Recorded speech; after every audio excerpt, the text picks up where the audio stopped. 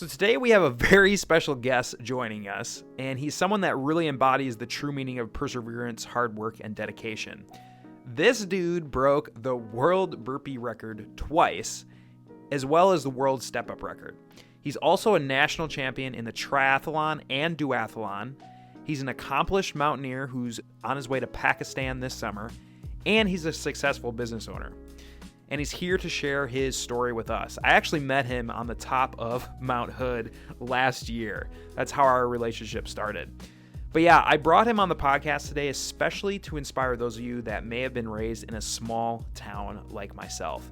He's just a very down-to-earth guy that's super relatable, and I think is going to provide a lot of inspiration for those of you that are listening. So sit back and enjoy the podcast. And we're live. I'm just kidding. We're not live. You should have seen his face. He's like, oh, shoot. No, today, I have the pleasure of interviewing one of the most inspirational people I know personally, for sure, and just a great down-to-earth gentleman from Ware Shoals, South Carolina. So welcome to the podcast, Cam. Thanks, Chad. It's great to be here with you, man. Now, Cam is a super humble guy, and I'm inviting him on the podcast today because I want to explore a little bit more about all of these accomplishments that he's done. As you can tell from the intro, like, there's a lot of stuff right there. And kind of where I wanted to start off with, and it's something that I know that is super dear to your heart, which is your hometown in South Carolina, right? And so kind of doing some research, and I remember talking to you. One of the things that you did was you raised 20 grand that went towards providing them with shoes and heart rate monitors for their cross-country team, right? That's correct. And that's so cool. So kind of what my question is, as coming from a small town myself, is what are some of the thinking errors that you think people raised in small towns have a proclivity of having? I think you can encapsulate that as small town does not mean small opportunity, right? I look at all roads lead back to Waterloo, where I'm from, and Ware Shoals, but you can get anywhere in the U.S. from Waterloo and Ware Shoals. So don't think just because a job opening is not there in your town of 150 now, is what it says for Waterloo, South Carolina, that there's not a job out there. You might have to change zip codes. You might have to change states. But what you have to take is that small town mindset. And I don't want to say a chip on your shoulder, but you got that work ethic. And if you take that to the big city and to the trust fund kid that's just waiting, you're going to break him apart bit by bit, destroy him with your endurance, and keep showing up. And people realize that over time, and he'll give up. I love this. So what you're saying is, like, as being from a small town, you kind of develop this certain mindset that is like kind of an endurance mindset, which is a lot of around the accomplishments you've done. Yeah. Get up in the morning, go outside, feed the dogs. Here's your chore list. Non-negotiable, right? Not everyone's raised that way, right? You get home from practice. Here's what you got to do. I started paying Social Security and a tax bill when I was 12. I can look back on my records because I was cutting grass at the time. 4 acres of grass after practice, right, at a church. Not everyone grew up with that, and that builds that endurance and that work ethic. And yeah, it's the foundation of who you are. It's just so the small town folks like you and I, we have this kind of a different mindset. It's just like you're kind of raised to kind of help out with some of the stuff with the family's got going on, things like that. Remember you talking about like farming and stuff like that, right? Yeah, you got it. And then, you know, Chad, every day when you're training for a running race or 100-mile, did you want to run every day? Absolutely not, dude. Absolutely. But some of the best days to run are the days that you don't feel like running. So that non-negotiables of doing the chores or whatever the activities may be, they just instill you to just take that first step and get the deed done. It doesn't have to be pretty, but get the job done. And it's almost, yeah. So it's almost like get through the suck, and then you kind of you can reap that afterwards. That's right. Success. Yeah. Awesome. I love it. Now, you know, I named a bunch of stuff that you did in the intro, right? And one of the places that I kind of wanted to start out at was the 3 world records that you broke. And they were in, I believe, burpees, now step ups, and then what was the other one? Yeah, 2 burpee ones, 12 and 24 at the same time, and then the step up thing.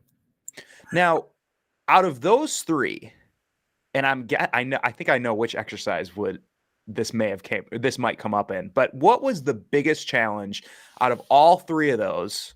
What was like the biggest challenge that you encountered while you were either doing it or before you were doing it? And it could be mental, it could be physical, or maybe even both. Like, what was the biggest mental challenge and the most physical challenge?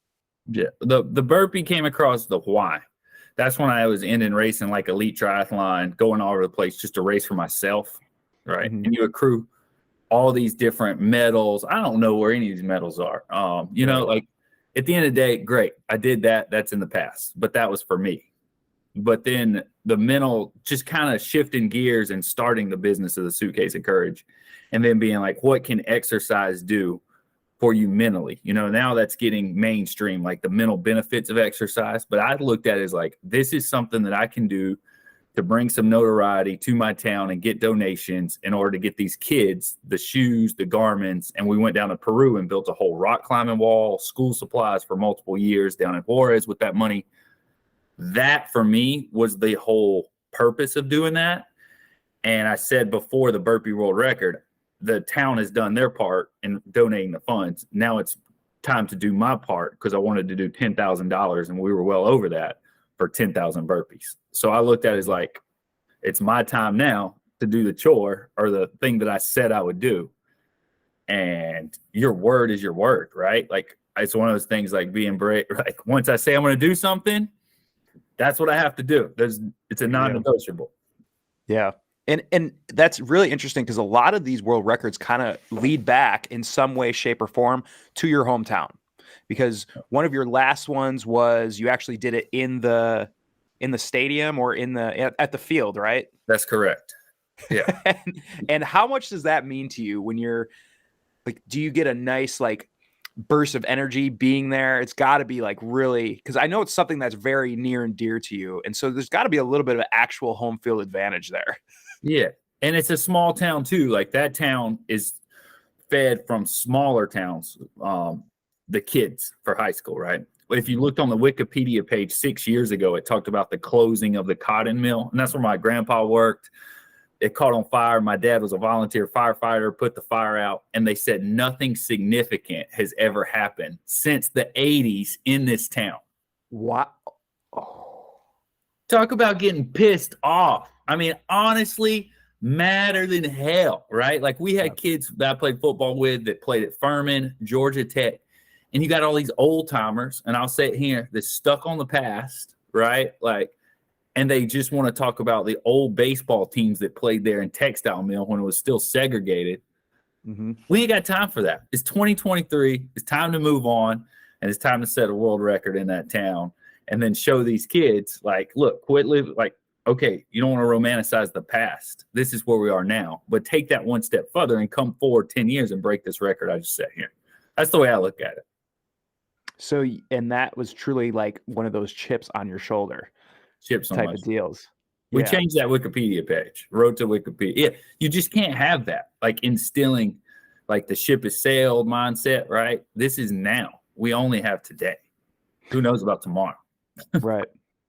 No, dude, I totally understand like that small town like mindset, right? Like, because you do, like, it's hard to get out of that if you're not seeing somebody from your hometown actually doing the things that you think, like, you dream of doing, right? And that's kind of the role that it sounds like you're filling, especially by doing some of these things and then actually going back to the town and breaking the record in the town, which, like, that's huge, man. Like, in front of everybody, you know. Yeah, they shut the school down. It was really cool. The principal there, Maria Tyers, shut the class down, had them come out and witness it. Fox News came and streamed the whole event for 8 hours plus. That was amazing. Full coverage there the whole day. Yeah, you have to have someone, like a mentor of mine was Bill Maxwell. I met him a couple times in high school, but he was the strength and conditioning coach for Kansas, like Paul Pierce. He came from that town. Dude, and now he coaches at Iowa. You know, the Iowa girls now are in the Final Four. He coaches the strength and conditioning for these ladies, and he's been there 12 years. We should talk about the living people like that, not the ones from the 20s and 30s. That's great, but that's someone you can get on the phone to. Me and Max talk every 2 weeks or every week almost. Dude, yeah. So that just strengthens it.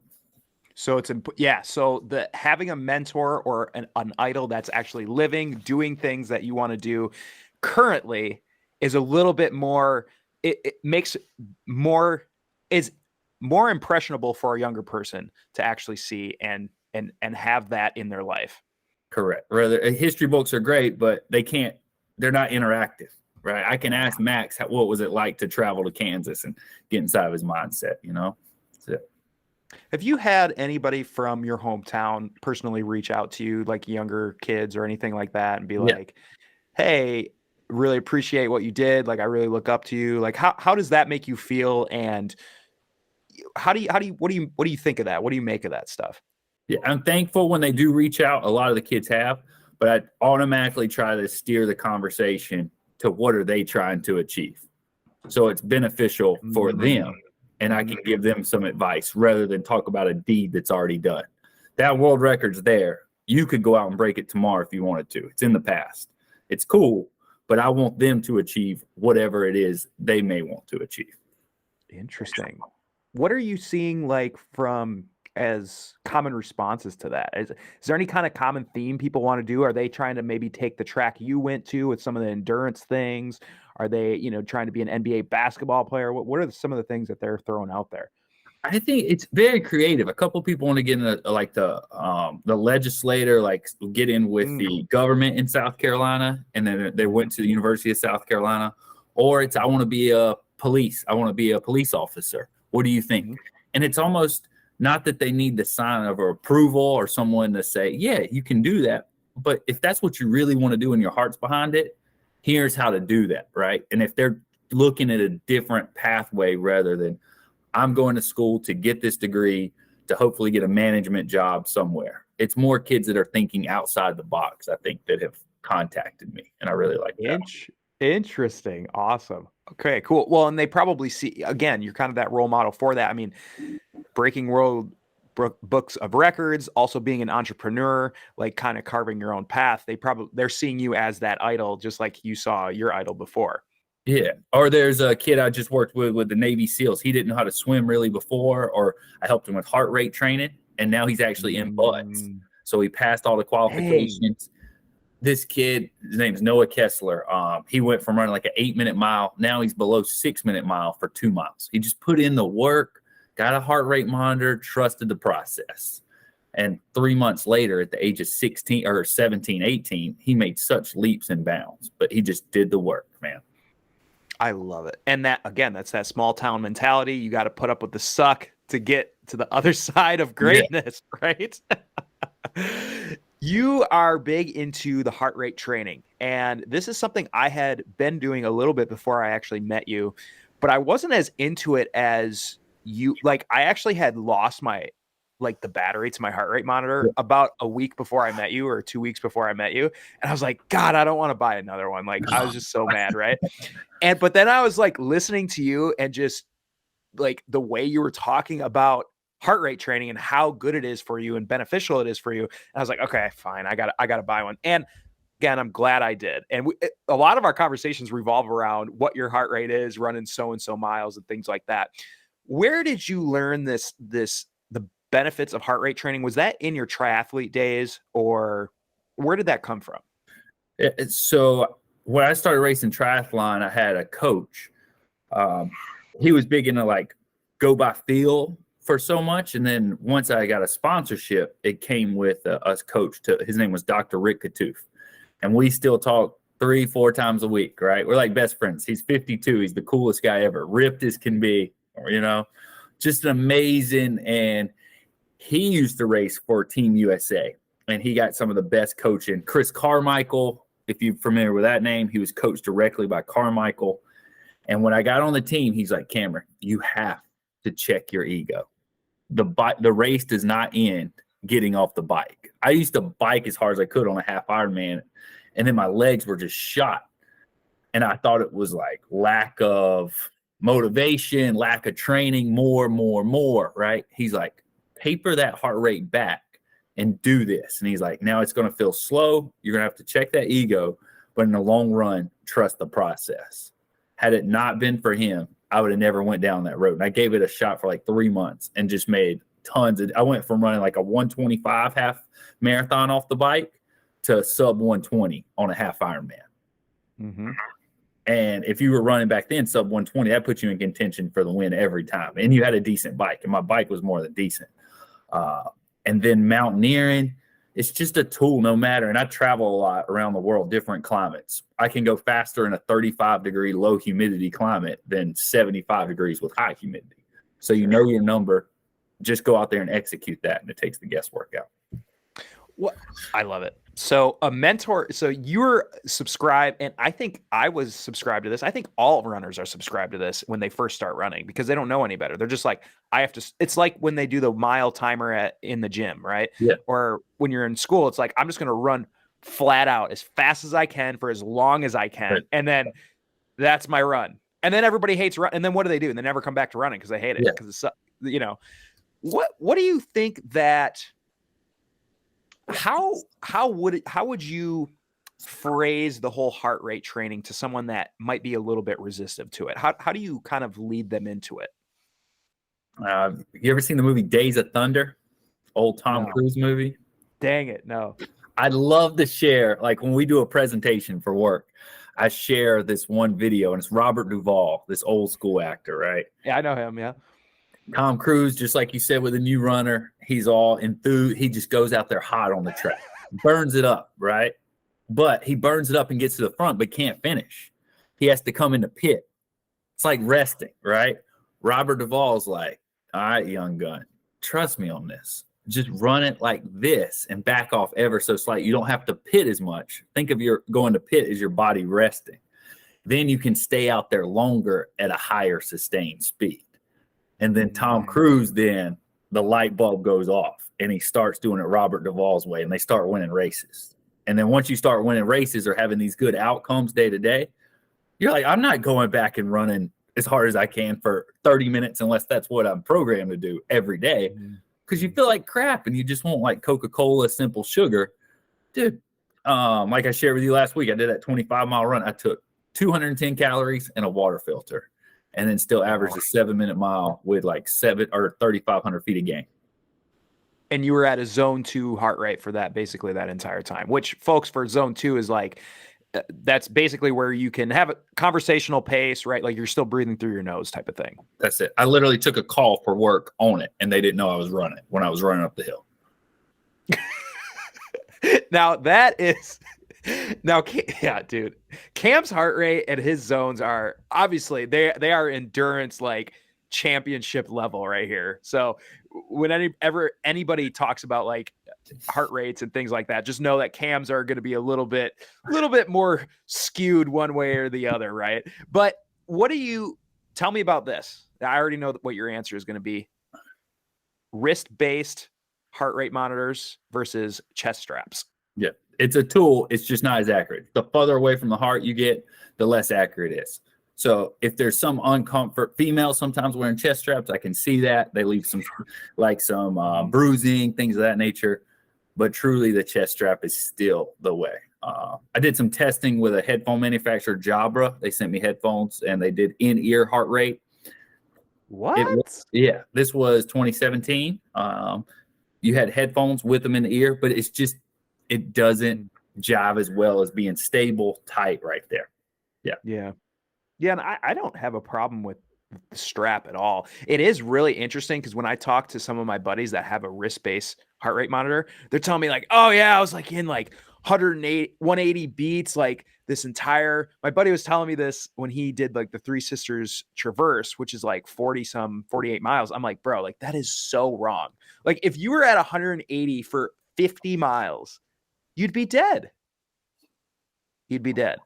So, or he's just a physical specimen that we have not encountered yet. It's the next thing, you know, that we have not encountered yet. Yeah. No. I absolutely love it. Okay. Switching gears a little bit. So you touched a little bit on mountaineering, kind of use the heart rate in some of that and things. What has been the most difficult mountain you've climbed, and what was that experience like for you? That's really tough to pin down, Chad. It could be the same mountain on a different day. We encountered, I'd say it's the ones I've actually not climbed in. That'd be the way, Denali, where something happened, right? Where there's an instance where something goes wrong. It's not so much been the mountain, I'd say. I've been on very technical mountains like Chopakauki, over 20,000 feet, double rope rappels, but everything went right. Most difficult is conditions, that's what I would say. Like Spantic, this last mountain we climbed in Pakistan, and we got nearly 5 feet of snow within 30 hours. And we're trying to like knock snow off tents. There's nothing you can do there, right? And I don't think of it this way. And luckily I was with a more experienced team. You could go there. I was like, oh, I paid $1,600 for a plane ticket to go to Pakistan. And then I paid for this new gear, right? And I had to do all this work and we didn't summit. I think it actually brings me peace when crazy things like that happen, because we gave it our best shot. But to go up and endure, honestly, you probably wouldn't survive because you wouldn't make it through the deep snow and you'd just be caught out, you know? So difficulty wise, that would be it. There's just, I mean, describing the stuff like what we're doing 8,000 meters up Gasherbrum, or a peak that might not even be climbed in June. Those are what people call difficult, but it's just a case by case basis. Yeah. So conditions can really make or break how difficult a certain climb is. Yeah. And for you, when you were in which mountain was it where all the snow came fast? In Pakistan, the Golden Horn in Pakistan. When you were on the Golden Horn, you almost were, I bet you had some sort of pride that you guys didn't decide to still go and get summit fever and then go up to the top. And instead you guys were able to come back, make peace with that, and live to do more mountains another day. Absolutely. Because if you just go for strictly difficulty, then you're always, I guess you look at ski slopes and it's like, oh, I can ski a green. Now I can ski a blue. Now I can ski a black. And you keep trying to press those limits when you're more in the unknown factor that's not mitigated by avalanche control and all this. That story does not end well eventually. Cam, this is so funny because well, it's not funny. It's actually really cryptic because I literally just did a podcast, a live of where I talked about that. I was like, I love doing mountaineering things and adventures like that. The problem with me is that I like to progressively increase the difficulty, right? And eventually you get to that spot where it's a big gray area of like, it's almost like a coin flip of, I think of like K2 or something. It's like, geez, like it almost sounds like a coin flip, whether you're going to live or die on that. And I don't like that. I am attracted to the more harder peaks, but like at what point is that level sustainable? Correct. Where we're climbing in June is right next to K2. Concordia Glacier, walking up, K2 to the right, Gasherbrum 1 and 2 to the left, both over 8,000 meters. Right there. And for people, how many feet is that? With 28? 26,000 and change? 26,000 feet. I just remember I was altitude sick at the top of Rainier last year really bad. That was 14.2 or 1 or something. That's pretty. But it's all relative though, right? It's all relative. Yeah. No, it is. Speaking of that new route, actually, let me go back for a second. Have you ever heard the quote that John Krakauer said? And I'm going to paraphrase it, but basically it was like the fact people that climb Everest, they get to that spot because they're very motivated. However, there's a lot of deaths on Everest because of that motivation. Yeah. If that makes sense. Like people are too summit hungry, there's too much summit fever, and now they're risking their life for the summit.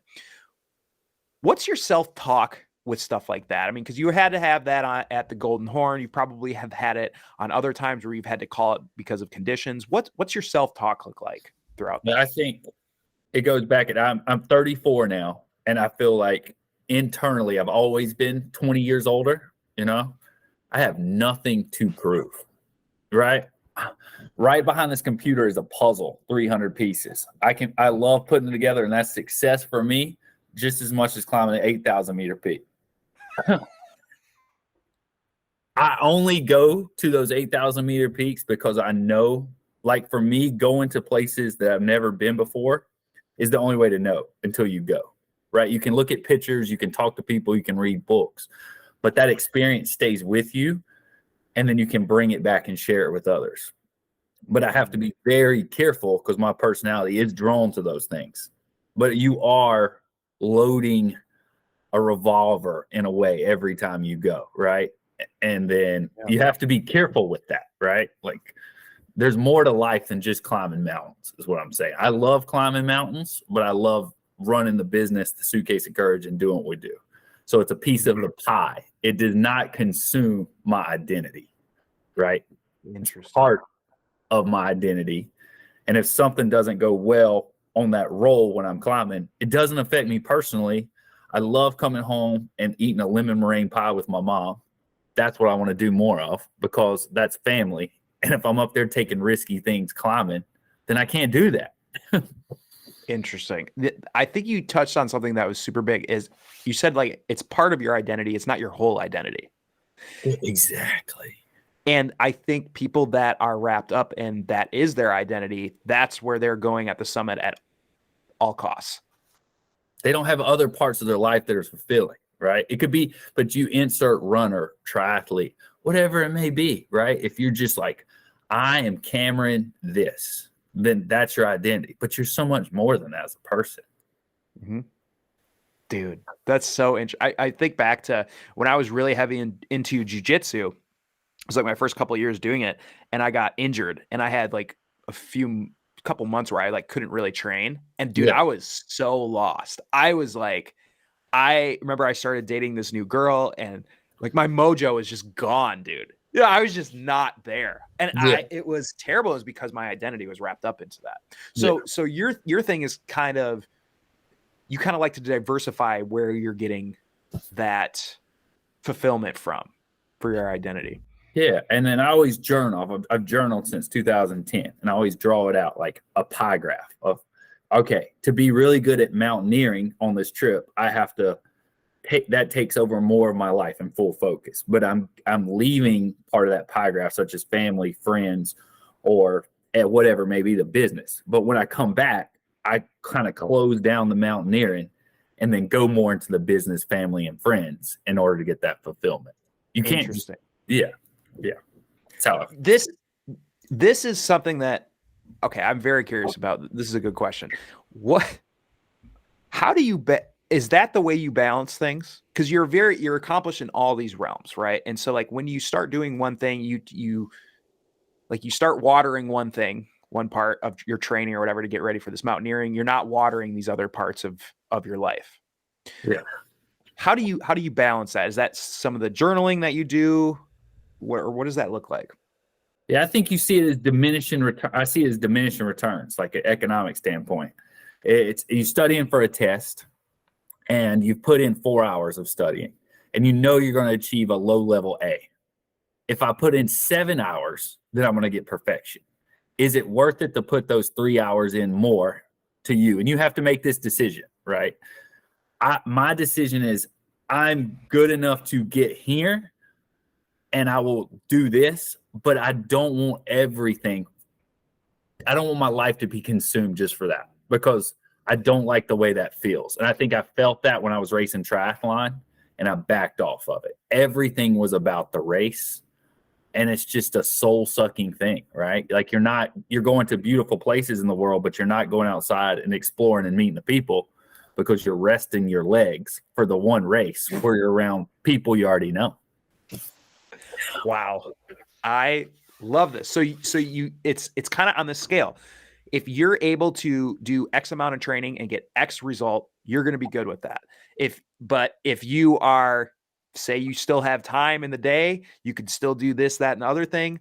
You're like, no, I'm good with where I'm at right now. Like I can live with that result, because if not, I get into the diminishing returns where, yeah, I mean, I totally get it. It's like, I'm trying to think of like, I'm looking at like a new laptop, right? I have like an older MacBook, but I'm like, okay, what's like, how much better is like another year old laptop going to be compared to what I have right now? Maybe like 3%, 5%, I don't know, something like that. Like, is that really worth it? Yeah. It's like, as you kind of get, especially once you start getting to the higher level of stuff you do, getting to those diminishing returns, or when you try to upgrade something, those diminishing or those returns become smaller and smaller, it seems like, In which they do. But that's a personal choice, right? You take someone that's an Olympic gold medalist or whatever sport they went all in. So you have to applaud that. But you just got to know thyself too. Like, that does not bring me happiness, because I would not be willing to sacrifice all these other parts of my life for this many years of my life for that. I think for the people listening to this, I think this is really comforting to hear this from someone coming from you, as someone that's very, like I said, I look up to you. I would consider you a mentor for me. And hearing that from you is good, because this is something I've really struggled with, is the balance. And if I'm not doing this thing, then I feel guilty. If I'm not working on my business 24/7, I feel guilty. If I'm not training every single day at a high level, I feel guilty. And it can lead to burnout, man. Like, it's not like the best place to be. It will lead to burnout. Yeah, I think that's the thing, is I'm still on that generation. When I started training, like, we didn't have a Strava or anything, right? Like, I just did my workouts and logged them back in the day, like wrote them down. Mm-hmm. You can't compete all the time. The people that are like competing or running hard all the time are never really good at races. So, like the old school Kenny Rogers song, you got to know when to hold them and know when to fold them. Dude, just chill until it's time to not chill, and let that freaking dragon out. I was born in 88, year of the dragon. Dude, I know it's inside me. I just tap into it when I need to, and we roll. That's it. But you got to keep that inside. It's the first thing that comes to my mind when you talk about letting the dragon out is, for whatever reason, was when you did I think it was a triathlon, but you were in those bike shorts, or those like denim shorts with like a crappy bike or something, and you were passing some dude on some expensive rig. Exactly. $10,000 bike going up Mount Bachelor, Yeah. He was past it. Yeah. Oh my gosh. I love it. Now, transitioning again, because another thing you do is you're an entrepreneur. So you have the Suitcase of Courage, which essentially is, I'm just going to let you explain it, because I think it's, for me, I'm going to butcher it if I do. Yeah. So I got corporate wellness, specifically designed to lower the musculoskeletal injuries. So shoulder sprains, strains, lower back injuries. And we also build a gym on site, because we noticed a lot of people in rural areas don't have access to a wellness facility, and people don't go to gyms if they have to drive more than 15 to 20 minutes. That's what the study. So we build it on site, train their employees to be ambassadors of health. So you have no gym. So who's going to teach the classes? No one. But if you're Chad, you're working at X manufacturing, people identify with Chad. They like Chad. They're like, man, he goes out and charges on weekends. I'll take a class from Chad. So then we train Chad to teach the classes, builds the camaraderie and the whole culture. And the gym's open 24 hours, and less people getting hurt at work too by our MSK prevention. So win. I love it. So you basically take away the obstacle that everybody has when they're working, which is to get to the gym, right? Number one, especially when they have an hour, half hour for lunch, something like that. Yep. Then you also take away the obstacle of not having a trainer showing them actually how to do stuff and things like that. So this is like on site. That's exactly right. We say create choices to eliminate employee excuses. You're right on with that. Yeah. I love it. Something I'm really interested in is, and something I've been recently getting into as I become self-employed, is I've found some parallels between endurance sports and entrepreneurship. What do you think some of those things are, and how has like you being an endurance athlete helped you in the entrepreneur world and vice versa? That's a great inference. And I think I think comparing endurance sports, like a lot of people are like, oh, I've got to fill out this form or apply. There's so many things now that we have to do doing business across the U.S. And I just look at it as things that have to be done. And there's that part of just clocking into like a zone 2 run. That just has to be done. Agree. So you just do it. You can either complain about it and let that ruin the other part of your life. There are some things, and you and I have developed a great friendship, and there's some calls where I might say, and I try to curtail the amount of things I complain, because I'm not trying to bring my bad juju to someone else. Because in life and entrepreneurship, there's so many people out there that just want to talk about all the barriers, but there's a lot of opportunities for out there. We're creators now, man. We're on a small, nimble kayak versus a big cruise ship. Where we want to go, we can go. There's risk, but at the same time, there's that level of responsibility and fulfillment that comes from that. Awesome. So it's like, I totally agree. There's things like every day, one of my things is I have to work out, right? Like I have to get some sort of like hour workout, or I get these so many walks or whatever. It's like, that's just like baseline. You know what I mean? Yeah. And it is kind of the same thing with entrepreneurship of like, yeah, there's certain things that have to be done and you just have to do it, whether or not you like it or not. But it is going to be something that keeps your business healthy as well as your body healthy. Right. And putting it off, like a couple of our team, they were traveling this weekend. They're great. This guy, he was racing a race down in Miami. He had to get back to Boston for work. His flight was canceled. Well, I was over in Victoria, Canada with a friend, and the call comes in. What did I want to take that call at the time? In my head 5 years ago, I'm like, man, why take this call? But the best thing to do is always take the call at the time. Don't push it down the road. Be there for your people as quick as you can, and it makes everything better. Managing the team. Interesting. And this guy was a part of your team or a part of someone that part of our team. He's great. Director operations, but I knew he had flight troubles, but it came in as we're checking out of the Airbnb, the cleaners were there, everything's going on, but it's not a perfect world. You got to get it, got to handle it. Just do what needs to be done. So what you're saying is being part of being in the leadership role, you need to deal with things when they're not in the ideal circumstances. Correct. As an entrepreneur, it's 24 hours a day. It could come at any time. Stuff's going to happen, right? You can't just close your eyes and avoid the monster in the closet. If the monster's there, address it. Yeah. How do you deal with and we'll wrap up here soon because I know we got to roll for a meeting, but how do you deal? Something I've found is, being self-employed, is like I kind of am in this little bit of a roller coaster, right? Like some days I'll have multiple days I'm like, yes, like I'm on top of the world. Then it's like, oh man, then you have all these worries and anxieties and things like that. And it's the same thing that I've experienced running an altar are things like, but usually every time that I get through that valley, there's always another like positive and there's always another up. How do you deal with that entrepreneurship roller coaster? It's probably pretty good for you right now. I would say you've been in business for many years and I'm guessing it's getting a little bit more stable, right? But like, I guess when you were a younger entrepreneur, how did you deal with that? You start looking at things like, red flag seems to be the word that everybody uses these days, but predictable, like when you have a team and things are happening, you kind of see the writing on the wall. And going back to like, just don't close your eyes. If the writing on the wall is something's there or they need attention, give them attention before it becomes a bigger thing that needs an actual a sit down, right? So these are going great. You don't have to spend as much time on the stuff that's going great because it's going great.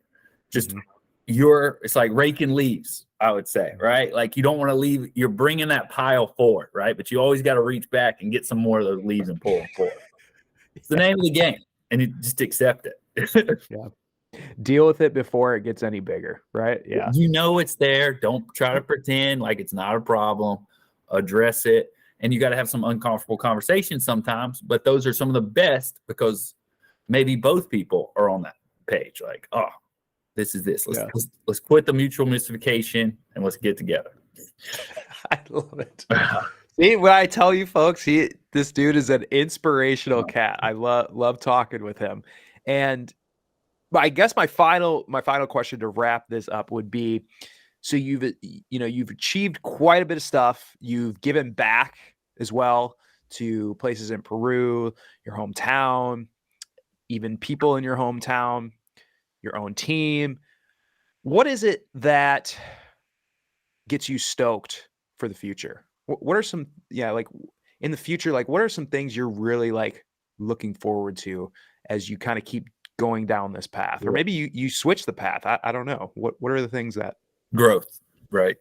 Like meeting you, our connection was formed. I've found like base is always run, bike, or swim. It's great for training, but I want to pick up surfing, going to new countries. One of my goals always is visit at least one country for years of my life. That's something I set individually. So I'm now almost a 2-to-1 ratio. So I'm going to a new place, seeing new people, doing new things. That brings me joy because I already know what the others look like or setting those world records. I would never go back and if someone broke the step up world record and do that again because of purpose. I want to maybe do X world record or something new because that's it, man. If not, we're just doing the same thing over and over again.